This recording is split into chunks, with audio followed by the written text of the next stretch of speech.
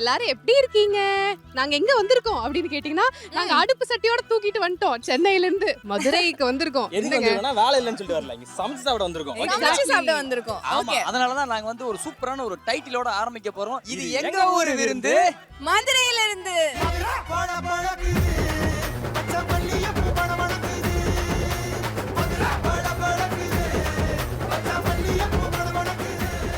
S மக்களே, நாங்க எல்லாருமே மதுரைக்கு நாங்க வந்துட்டோம். ஸோ எங்களோட நோக்கமே ரொம்ப ஃபேமஸான நம்ம தமிழ்நாட்டோட ஃபுட்டு.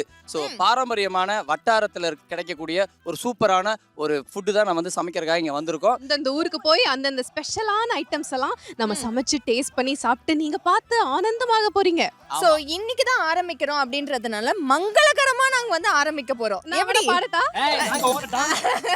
இந்த மாதிரிலாம் பண்ணக்கூடாது ப்ளீஸ். ஓகே, வேற ப்ளீஸ் பாடுறதெல்லாம் வேண்டாம். அங்க ஒருத்தர் இருக்காரு ஆமா, பாருங்க. இல்ல எப்போ நம்ம கூப்பிடுவோம் அப்படின்றதுக்காக வெயிட் பண்ணிட்டே இருக்காரு. அவர் 2 வாட்டியும் நடந்து போயிட்டு கூப்பிடுவாங்க. நான் தான் வர போறேன். சரி, அவர் வந்ததுக்கு அப்புறம் இந்த மாதிரிலாம் எதுவும் பண்ணக்கூடாது. மங்களகரமா வந்து ஷோ நல்லா போறதுக்காக ஒரு ஏகப்பட்ட டிப்ஸ் அவர்கிட்ட நம்ம கேட்டு வாங்கி. Okay, super. இன்வைட் பண்ணிடுவோமா? கூட்டு வா. We would like to invite ஆன்மீக செம்மல் டாக்டர் கே ராம். வணக்கம் சார். வாங்க சார். இங்க நின்னீங்கன்னா உங்களுக்கு ராசி நல்லா இருக்கும் சார். அவ்வளவுதான் சார். Super sir. இந்த கைரேகத்தை பார்த்து ஷோ நல்லா போகுமா, பேமெண்ட்லாம் ஒழுங்கா வருமா பார்த்து சொல்லுங்க சார். சார். உங்களுக்கு கைரேகை விட வாயிரேகை நல்லா இருக்கு, எல்லாமே நல்லா இருக்கு. நன்றி சார், தேங்க்யூ சார். சூப்பர். அதனால அதை தெரிஞ்சுட்டு நீ வந்து இடையில பேசிட்டே இருக்க கூடாது. Okay sir. நான் மீட் பண்ணல பண்றேன். நம்ம ஒவ்வொரு ராசிக்கும் வந்து ஒவ்வொன்னு சொல்லுவோம். சோ இந்த ராசி வந்து நல்லா சமைப்பாங்க அப்படின்னு ஏதாவது ராசி இருக்கா சார்? உங்க ராசி என்ன ராசி? இந்த வந்து கன்னி ராசி சார். இன்னைக்கு ஒரு நாள் கன்னி ராசி நல்லா இருக்குன்னு சொல்லுங்க. கண்ணு நல்லா தெரியும், நல்லா இருப்பீங்க. கண்ணு நல்லா தெரியுமா? எது கன்னி ராசிக்கு கண்ணு நல்லா தெரியும். ரிஷப ராசி. ரிஷப ராசி சீக்கிரமே கல்யாணம் ஆகும். சார் ஆல்ரெடி ஆயிடுச்சு. ஆல்ரெடி மீடியாவில் நல்ல ஒரு பெரிய புகழ் கிடைக்கக்கூடிய வாய்ப்பு நிச்சயமா இருக்கும். சார், என்னோட ராசி வந்து மீனம் ராசி சார்.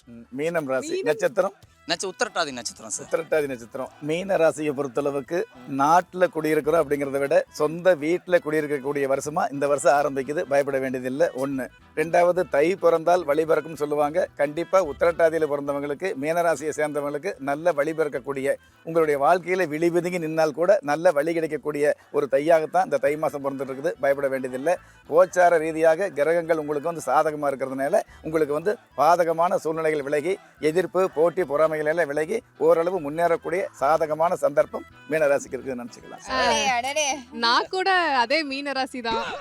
நீ எப்ப மாத்தின? மீன ராசி ரேவதி நட்சத்திரம். அப்ப ஜெனரலா மீன ராசி சொல்லிட்டாங்க. ஓகே, சார், இந்த 2 மீன் நல்லா இருக்குமா சார்?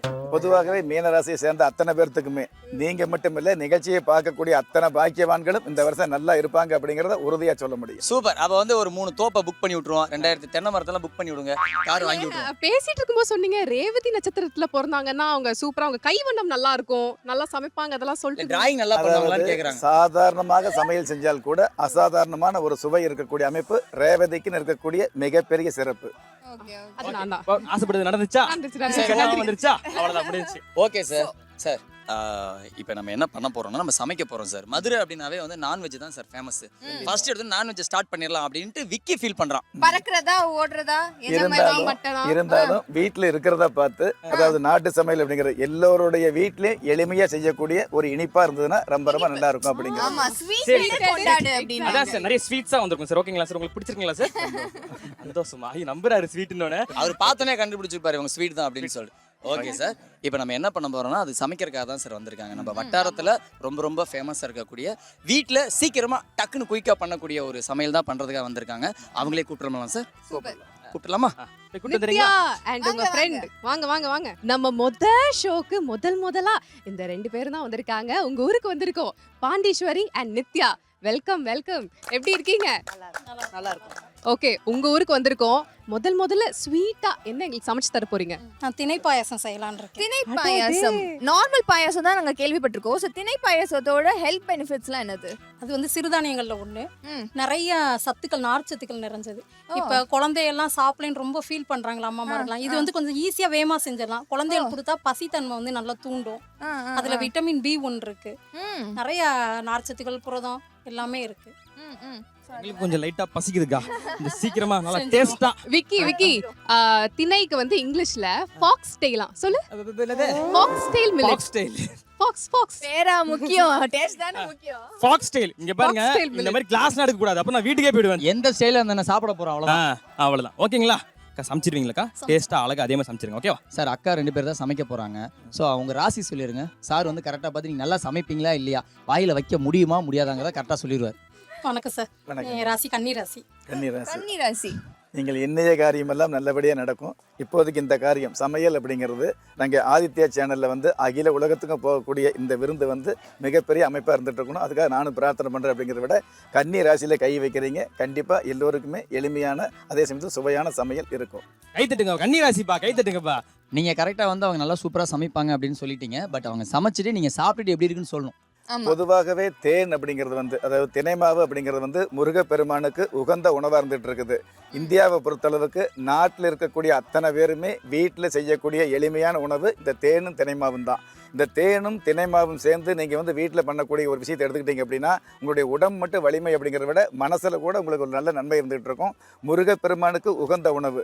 குறிப்பாக பெண்களுக்கு இந்த காலத்தில் திருமணமாகுது அப்படிங்கிறத விட திருமணம் ஆனதுக்கப்புறம் கிடைக்க வேண்டிய புத்தர பேர் காலத்தில் கிடைக்கக்கூடிய மிகப்பெரிய அமைப்பு இந்த தேனும் தினைமாவுக்கு இருந்துகிட்டு இருக்குது அப்படிங்கிறத மிகப்பெரிய சிறப்பு.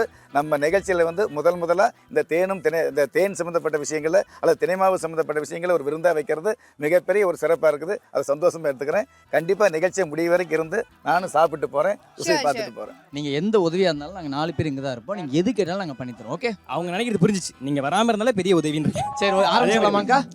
சாப்பிட்டு 3 போட்டுருமா? என்ன எது சொன்னாலும் ஓகே சொல்றாங்க. ஆரம்பிச்சிடலாம். மக்களே, நாங்கள் வந்து சமைக்கிறதுக்கு ரெடி ஆகிட்டோம். ஸோ நீங்கள் ரெடியாக இருக்கீங்கன்னு நினைக்கிறோம். ஸ்டார்ட் பண்ணிடலாமா?